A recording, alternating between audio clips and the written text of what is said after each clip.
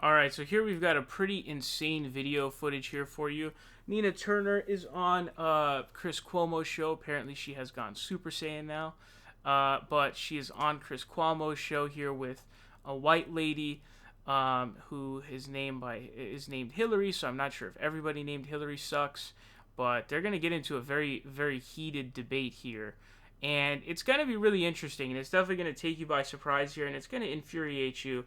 And it's going to bring us to a topic about Karens, the Karen epidemic, and the privilege of white women, and the problem that exists with this group that we need to talk about, that we have been putting off for so long.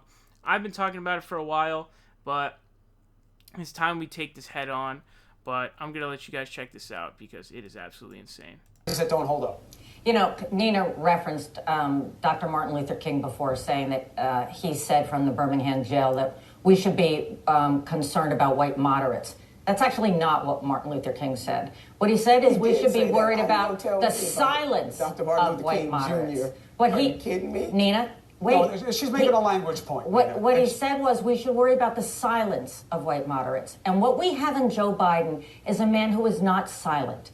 He has a long record, and many votes that in today's world feel like the wrong thing were the wrong thing, and he has discussed that over and over again, as Bernie Sanders did on the gun votes and other things. So we can be talking about votes from 20 years ago, or we can be talking about people's values and who they trust. Last quick point. And that's what Joe Biden's going to be talking about. Last quick point to you, Nina. What Reverend Dr. Martin Luther King Jr. was talking about, he said, it is the point that the white moderate wants things to be comfortable, and instead of focusing in on that, the bigger threat is not necessarily the white KKK member, but more the white moderate that is more comfortable with keeping things the same and pretending like there is no tension. Don't use Martin Luther King against Joe Biden. You don't have that. You don't have that standing. First of all, I'm sorry, you don't. Don't tell me what kind of standing I have as a black woman in America. How dare you? You have a lot of standing as a black woman in America. You don't have the standing to attack Joe Biden using Martin Luther King's words. I didn't attack anybody. You're taking it that way. Listen, don't dip into what I have to say about the Reverend Dr. Martin Luther King Jr. How dare you, as a white woman, sit up here and try to tell me, to tell me what I'm supposed to feel and what I'm doing right now. I'm out of time on this. That's something. Chris, I didn't jump in on her, though. And then she wants to jump in on me. Okay. First of all, it's not nobody's jumping in on anybody. You guys are in the same party. This is what you guys have to figure out. You're in the same party. And let me tell you, you better keep that same... I wish we weren't in the same party, because I don't want to be in the party with privileged white women, a.k.a. Karens, who think that they are the ones... This is what's so funny to me. They think that they speak for black people. And so what they do is they only pretend to care about minorities if they support their corporate agenda. So like when Bernie Sanders dominated Nevada, then they started saying, oh, well now after Nevada, we're finally going to have a state that's actually truly diverse, ignoring the massive Hispanic population that exists in Nevada. So they only pretend to care when it suits their agenda. But it's so hilarious. Could you just for a second imagine the roles were flipped? Imagine if it was a white Bernie supporter saying this to a black Biden supporter. Imagine that. But she has so much privilege here, this white woman right here, so much self-righteousness, so much of this. And this is the Karen epidemic that we have to deal with here, because it really is an epidemic. Seriously, it really is. And so your Karens are people who, calling the manager, right? They want to speak to your manager. You've got Amy Klobuchar, perfect example. Remember when she was debating Pete Buttigieg saying, are you calling me dumb? Listen, I've been in the arena, okay? I've been in the arena fighting on the issues. And she's like dead wrong about a bunch of stuff. I've been in the arena. Have you been in the arena? That's it. So it's like, it's just this incredible self-righteousness and this massive privilege. Same thing goes with Hilary Clinton as well. She would do the same thing, same exact thing. That's where I noticed this playbook from.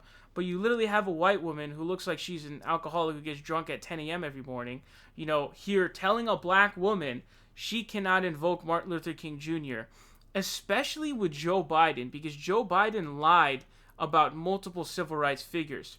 So he actually lied about being a civil rights activist and marching and protesting in favor of the civil rights movement. And he basically admitted, I was a middle-class dude just wearing blazers. I wasn't really an activist at all. So he got debunked on that lie. And then, in addition to that, recently he just spouted a lie, literally like this past month, where he claimed that he and a UN ambassador, I guess it was to South Africa, I don't know which country it was, I'm assuming it's SA, but he got arrested trying to visit Nelson Mandela while he was trying to take down South African apartheid. Obviously, totally bogus. He got exposed on the lie. So yes, Nina Turner has the right to invoke Martin Luther King Jr., and who the fuck are you redneck, alcoholic-looking white woman, to come on here and tell Nina Turner whether or not she can invoke Martin Luther King Jr.? Like, you need to check yourself, bro. Check yourself, look in the mirror, and look at what you're doing. You've turned into so much privilege. Like, a plurality of white women vote for Donald Trump, and then the other half are people like this. And it's like, what happened, dude? What the hell is going on? So we have to take this whole thing head on, because now you're getting to the point where you're just like, oh, a black lady, don't invoke MLK against the white man, Joe Biden. You have no standing for that, you black lady. And they think that they speak for black women. They think they speak for black people. They think that they're not strong enough to have their own voices. The white people are speaking for them. They're their messengers. But also, just like her whole point of the whole white moderate thing is just dead wrong. The white moderate, in its nature and what it was doing, was literally doing nothing. The white moderate, the whole position, the entire position of the white moderate was to say, wait, I get you, but hold on, wait a second, we need to wait. That's what MLK was saying. He kept telling him to wait. He's like, no, justice doesn't wait. He's like, no, we can't wait for justice. We're not going to wait for that. We're going to create justice. We're not going to wait for it. And so, no, she's just wrong semantically. And then also I have a question about the idea of Biden conceding any wrong votes. Which votes has Joe Biden cast that he has conceded are wrong? He's literally defended every single one. He defended his Iraq war vote. He defended his Social Security cuts. He defended everything to the death. I don't know what she's talking about, conceding anything. But, this is really one of the most disgusting things I've seen in a while. And this is a problem with Karens and white ladies who want to call the manager, and they think they're so entitled because they're white women and you have to listen to them, and they speak for all minority groups. They're the speakers, listen to them. They get to determine whether black people get to invoke black leaders. It's disgusting, dude. Let's be real here, okay? It's absolutely disgusting. These people need to be checked, and I'm pretty tired of dealing with this garbage, but the Karen epidemic must be dealt with, and her name is Hilary, and I guess everyone named Hilary is a shitbag, but this really needs to be taken on, because stuff like this is just, bro, even for a split second, imagine the roles are flipped. Oh my God, imagine. But you got this lady on here who's so filled with self-righteousness and white privilege, white women privilege, because that's its own privilege now. Because the white women privilege is like, it hides itself in victimhood, right? You pretend like you're this big victim when really you're just you're hiding yourself as a victim, and then you use that to basically concoct yourself more power and manipulate people into giving you more power in the eyes of people. And so, you're such a victim, but Amy Klobuchar gets to throw an innocent black man behind bars, and it's all gravy because she's a woman. She's in the arena fighting for stuff, as she always says. So that's okay.